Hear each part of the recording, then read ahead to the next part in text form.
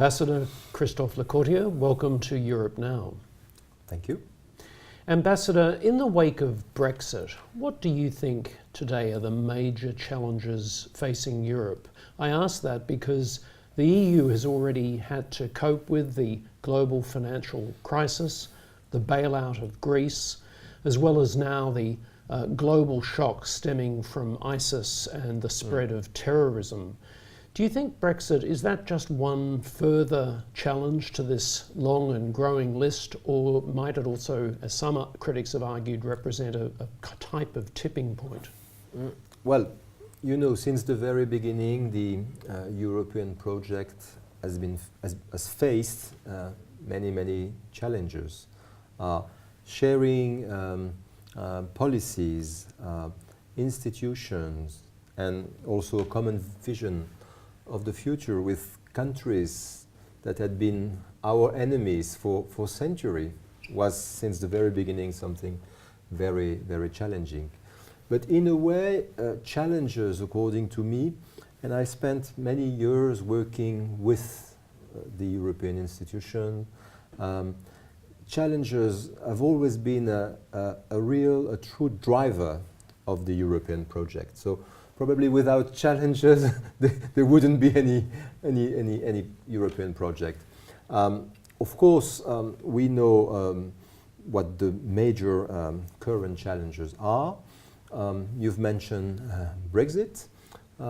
France, since the very beginning of the British referendum, has always expressed pretty clearly that our government and our people were in favor of Britain remaining a member of the club. But since the Brits have decided differently, we believe that in a way it's an opportunity to reset probably the European project, having in mind that since probably the early 80s, so very soon after Britain became part of the EU, the UK have been a kind of poison pill, one foot in, one foot out. So now things will be a bit clearer, and we'll have to go on with the other members of the European Union to face the other, according to me, much more important challenges. On the topic of European challenges, arguably nowhere has this been more evident for the EU than the current migration crisis and the veritable explosion that we've seen now in enforced migration, asylum seekers, and so on and so forth. The EU has, in general, responded in a very focused manner with its work around global compacts and so on and so forth. But again, there have been critics arguing that some European countries have been abdicating certain responsibilities. Ambassador, what is your view of this? I disagree with this opinion. First of all, I disagree with the idea that is sometimes heard here in Australia, that it's rather easy to deal with immigration issues and to have an efficient immigration policy. Of course, if you look at what has happened only in the past, let's say 6 months after, of course, the shock of what has happened in 2015, more than 1 million refugees flowing into Europe without much control, I have to say. But now, since that time, we've signed and implemented an agreement with Turkey that has almost cut the road, the immigration road through the Balkans. And it's working pretty well since March of this year. Secondly, we've been able to recreate or create a new agency, Border Guard Agency, that is starting its operations in a few days, at the beginning of October. Third, we have implemented a policy that helps, refugees to make their application, but also to get accommodation whenever necessary. And this is based on the idea that most, if not all, European countries should share the burden of the refugees and have the same rules, applying to them.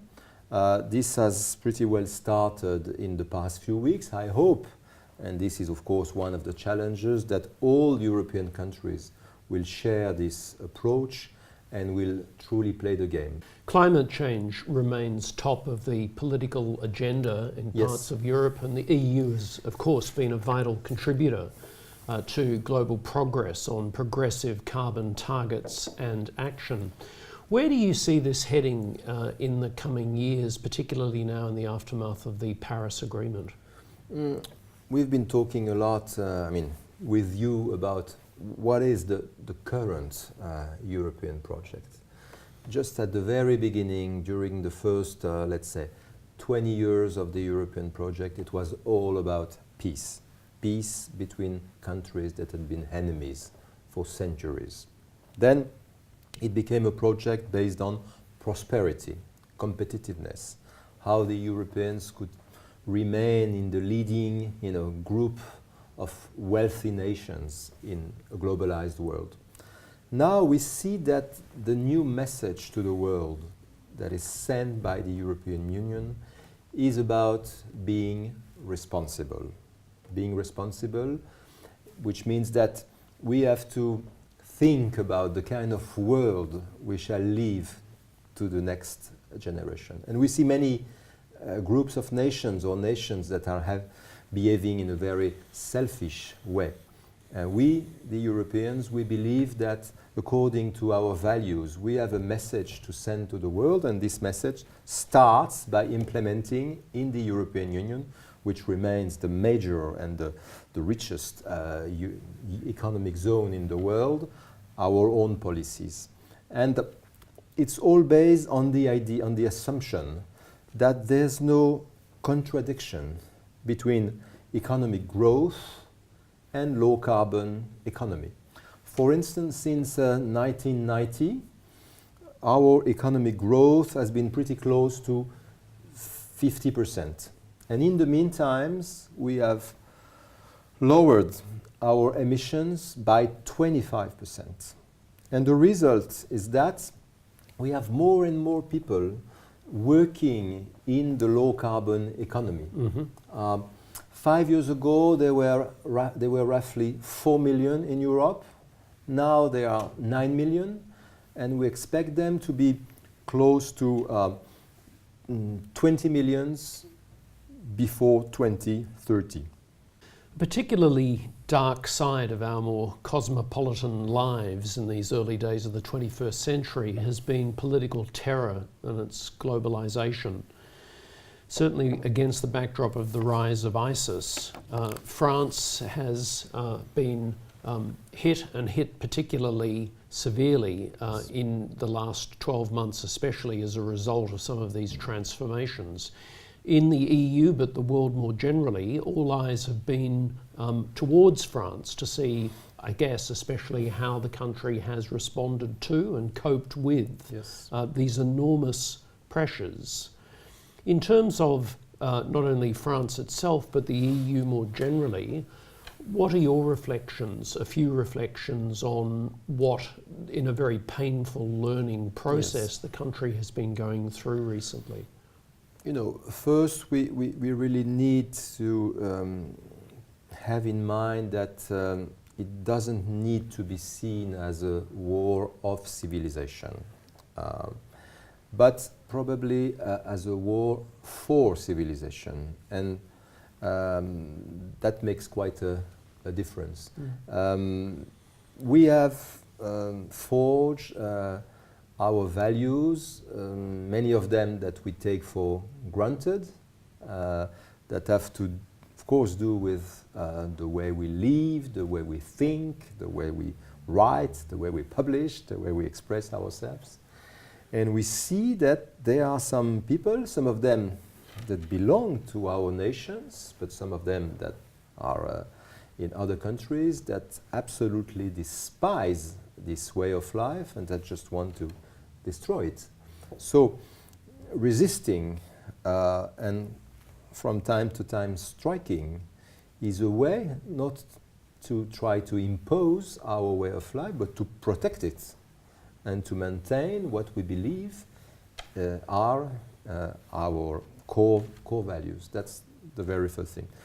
The second issue is probably a bit more complex because it has to do with the idea of a nation in a globalized world and is this 21st century. In France, but it's roughly the same in Britain and more in other European countries, at least in the western part of the European Union. We in France, we have roughly 6 million people that are sons and daughters of immigrants and that are Muslims. So that makes Islam the second more important, largest religion in France, just after the Catholics and probably above the Protestants.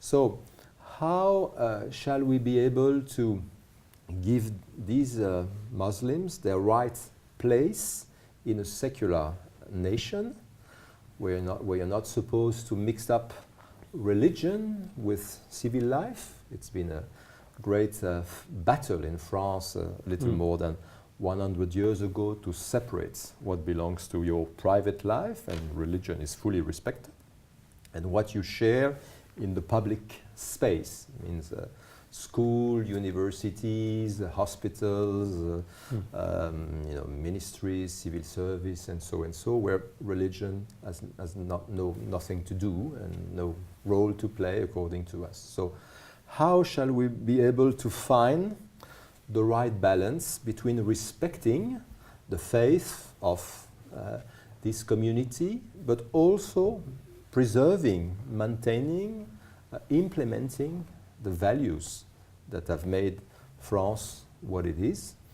And it's another challenge, but as I said, regarding the European Union, I do believe that in the life of somebody or in the life of a country, when there is no more challenge to face, it means that you are dead.